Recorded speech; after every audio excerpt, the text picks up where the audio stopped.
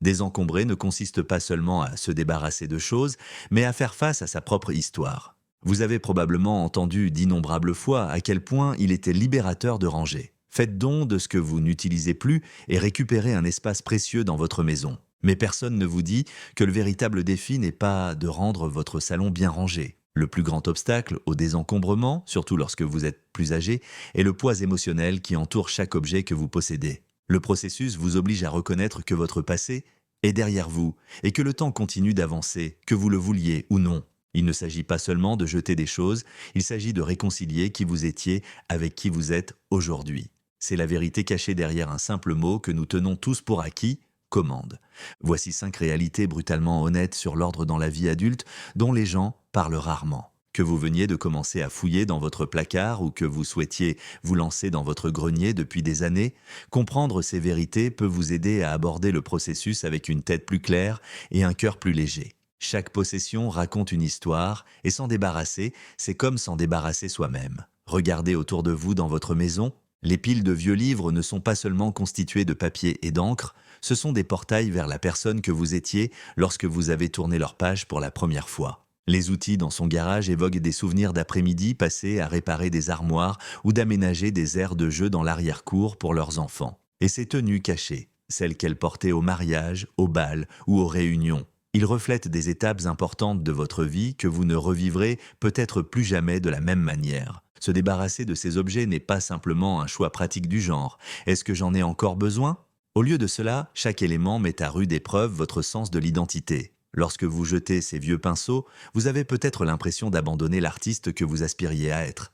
Se débarrasser d'une machine à coudre qui n'a pas été utilisée depuis des années peut donner l'impression d'abandonner votre étincelle créative. Le simple fait de faire don d'un service de table élégant peut même susciter des souvenirs des banquets de famille où la maison résonnait de rires et de conversations. Il n'est pas étonnant que le désordre s'arrête si souvent. Choisir de se débarrasser de ces biens, c'est comme accepter que certains chapitres de l'histoire de vous sont officiellement clos. Et si vous êtes plus âgé, cela vous frappe particulièrement fort, car cela souligne à quel point une grande partie de votre parcours est déjà derrière vous.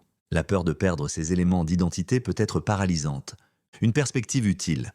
N'oubliez pas que vous n'êtes pas vos biens. L'essence de ce qui a fait de vous un artiste, un constructeur, un lecteur vorace ou un hôte fantastique existe toujours en vous. Les souvenirs et l'impact de votre créativité ne disparaissent pas simplement parce que vous décidez de faire don de vieilles fournitures. Vous pouvez évoluer sans tous les artefacts physiques qui prouvent où vous êtes allé. Reconnaître que votre identité n'est pas enfermée dans vos biens peut vous aider à séparer ce qui est vraiment significatif de ce qui n'est que du désordre. La culpabilité est l'encre invisible qui vous maintient attaché. Imaginez que vous récupérez un cadeau d'un être cher décédé, ou découvrez un tas de vieilles cartes de vœux de parents et des amis qui ont célébré des événements marquants avec vous. Laisser tomber ces objets peut donner l'impression d'effacer la mémoire de ces personnes ou de ces moments. Les troubles émotionnels sont réels.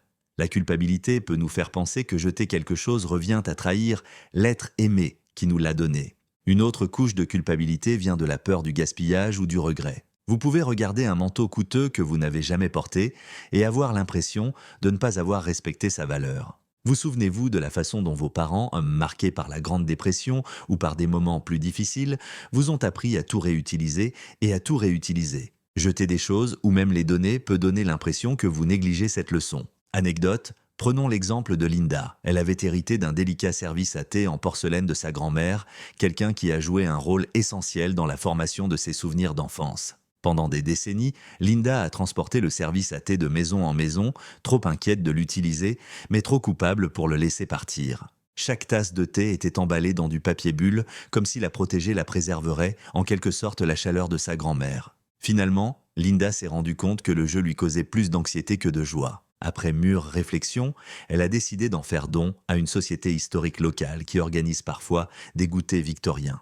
Maintenant, les tasses sont utilisées comme elles sont censées l'être, et Linda se sent étonnamment libre plutôt qu'accablée. L'histoire de Linda nous rappelle que nos relations et nos souvenirs ne se limitent pas à des boîtes ou du papier bulle. Si la culpabilité est ce qui vous empêche de commander, n'oubliez pas que c'est en menant une vie qui n'est pas encombrée d'objets que vous voyez, touchez ou utilisez rarement que vous honorez vos proches. Le passé n'est pas effacé simplement parce que vous n'en avez plus de souvenirs physiques. Vos enfants ne voudront peut-être pas des trésors que vous avez gardés pour eux. Vous avez passé des décennies à conserver certains objets dans l'espoir que vos enfants, un jour, les apprécieront comme vous l'avez fait. C'est peut-être la commode antique en acajou que vous avez héritée de votre propre mère, ou une collection de timbres soigneusement assemblés que vous avez commencé dans votre jeunesse. Vous avez imaginé les transmettre, imaginant le jour où ils honoreraient la maison de quelqu'un d'autre avec des histoires familiales. Alors, le moment arrive, votre enfant rejette poliment la commode, la qualifiant de trop encombrante, ou votre petite fille hausse les épaules devant sa collection de timbres en disant qu'elle n'a vraiment pas de place pour ça. Cela peut ressembler à un rejet profond, presque comme si quelqu'un vous rejetait, vous ou votre histoire de vie. Mais la vérité est que les jeunes générations ont souvent des modes de vie et des priorités différents. Beaucoup préfèrent des espaces plus petits ou déménagent fréquemment pour le travail, transportant ainsi moins de bagages. La vie numérique signifie que les albums photos sont stockés dans le cloud, pas sur une étagère. Les pièces anciennes, autrefois considérées comme impressionnantes. Cela peut sembler être un problème supplémentaire à dépoussiérer et à entretenir. Ce qui compte vraiment, sachez que votre héritage ne réside pas dans la vaisselle ou les meubles. C'est dans l'amour, les enseignements et les histoires qu'il transmet. Si votre petite fille ne veut pas de son précieux service en porcelaine, peut-être qu'elle aime toujours votre recette de tarte aux pommes ou une lettre manuscrite pour décrire ses souvenirs d'apprentissage de la pâtisserie lorsqu'elle était enfant. Les connexions humaines, souvenirs, leçons et valeurs durent souvent plus longtemps que tout objet physique. Si personne dans votre famille ne veut de quelque chose que vous chérissez, envisagez de le vendre ou d'en faire don afin qu'il puisse être utilisé à bon escient. Ce meuble que vous aimiez tant pourrait devenir le bien le plus précieux de quelqu'un d'autre. Vous le gardez indéfiniment en espérant qu'il finira par trouver un foyer auprès de vos proches. Peut conduire à la frustration et à la détresse. Plus vous avez, plus la vie devient difficile, physiquement et mentalement. Au fil du temps, une maison qui semblait autrefois spacieuse peut commencer à devenir étouffante. Chaque placard que vous ouvrez déborde et chaque coin dispose d'une boîte supplémentaire et chaque étagère est couverte d'objets que vous touchez rarement. Il y a un coût physique. Il faut déplacer beaucoup de choses pour retrouver un objet simple ou dépoussiérer des articles dont vous ne vous souvenez même pas avoir acheté. Si vous avez des problèmes de mobilité, se déplacer dans un environnement encombré peut être dangereux. Des risques de trébuchement se cachent dans chaque couloir et empiler des objets trop hauts peut signifier tendre des bras ou grimper d'une manière qui n'est plus sûre. Mais la tension mentale est tout aussi grave. Une maison pleine d'objets exige votre attention, même si c'est seulement inconsciemment. Vous constaterez peut-être que vous vous dites constamment « je dois trier ces magazines » ou « je devrais trier ces vieux vêtements ». Ces rappels non formulés s'accumulent jusqu'à ce que vous vous sentiez constamment dépassé. Les recherches suggèrent même que les environnements encombrés peuvent augmenter l'anxiété et vous distraire des tâches quotidiennes. Fondamentalement, l'état de votre environnement reflète et impacte votre état mental. Exemple de nouvelles, Robert, un professeur d'histoire à la retraite, adorait collectionner des livres. En 5 décennies, il en a accumulé des milliers, recouvrant chaque mur de sa maison. Au départ, c'était un motif de fierté, une bibliothèque personnelle qui mettait en valeur sa soif de savoir. Mais à mesure qu'il grandissait, dépoussiérer et organiser ses volumes devint une tâche énorme. Pire encore, il se sentait stressé sachant que, de manière réaliste, il ne pourrait plus jamais les revoir tous. Après avoir subi une mauvaise chute en essayant d'atteindre un livre sur l'étagère du haut, Robert a décidé de faire don de la majeure partie de sa collection à une bibliothèque locale et un centre pour personnes âgées qui manquaient de matériel de lecture. Il lui restait une modeste étagère de ses volumes les plus appréciés et, avec cette seule décision, sa maison semblait plus ouverte et son esprit plus calme. Pourquoi c'est important ? La liberté ne se résume pas seulement aux espaces ouverts. Il s'agit de clarté mentale, de confiance et de bien-être. Les cartons supplémentaires dans le garage ou les décennies de coupures de journaux, les choses que vous pensiez pouvoir consulter un jour, sont souvent plus gênantes qu'elles n'en valent que la peine. S'en débarrasser peut améliorer considérablement votre qualité de vie et votre confort quotidien. Le désencombrement n'est pas une tâche ponctuelle, c'est un changement de style de vie. L'une des plus grandes erreurs en matière de rangement est de penser que vous pouvez le mettre en pratique en un seul week-end et ne vous en soucier plus jamais. La vérité est que ranger est un processus continu.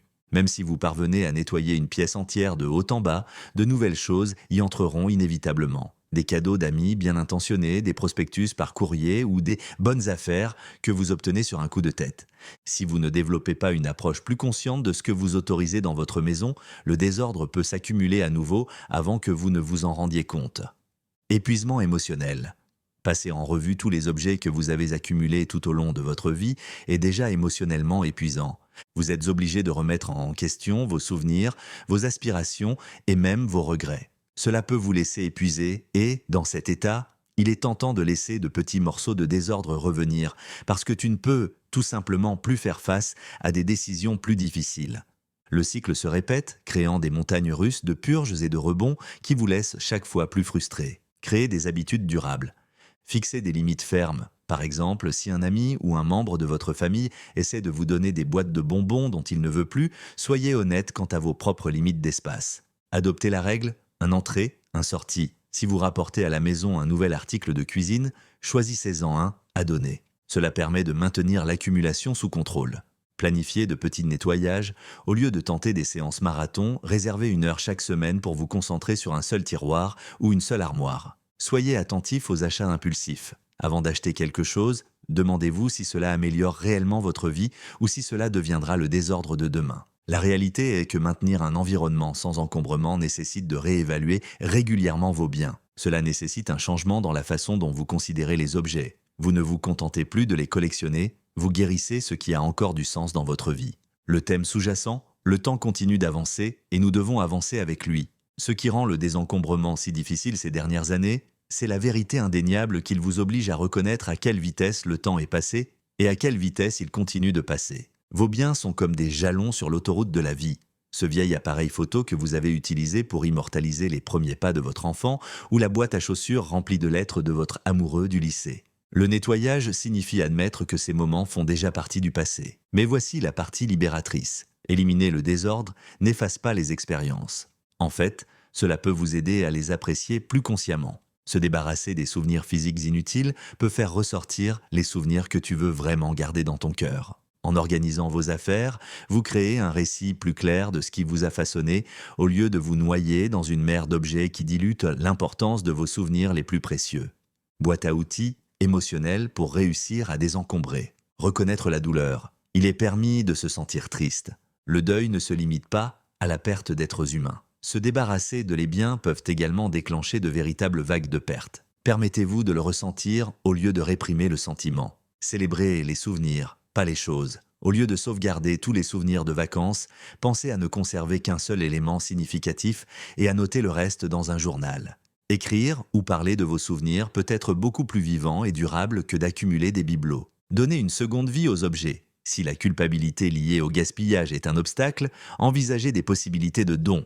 Les organismes de bienfaisance, les groupes communautaires ou les marchés en ligne peuvent te garantir que vos articles sont utilisés et appréciés. Parfois, voir quelqu'un d'autre trouver de la joie dans ce dont vous n'avez plus besoin aide à atténuer la douleur du lâcher-prise. Appuyez-vous dessus si nécessaire. Faire le ménage peut être une tâche difficile, physiquement et émotionnellement. Demandez de l'aide, qu'il s'agisse d'un ami qui offre un point de vue extérieur honnête ou d'un organisateur professionnel qui peut vous guider. Il n'y a aucune honte à demander de l'aide pour une tâche qui peut être profondément personnelle. Comprenez votre pourquoi. Allez-vous déménager dans un espace plus petit? Aspirez-vous à plus de tranquillité d'esprit? Se rappeler de votre objectif le plus important vous aide à rester engagé lorsque vous êtes confronté à des décisions difficiles sur ce qu'il faut garder ou jeter.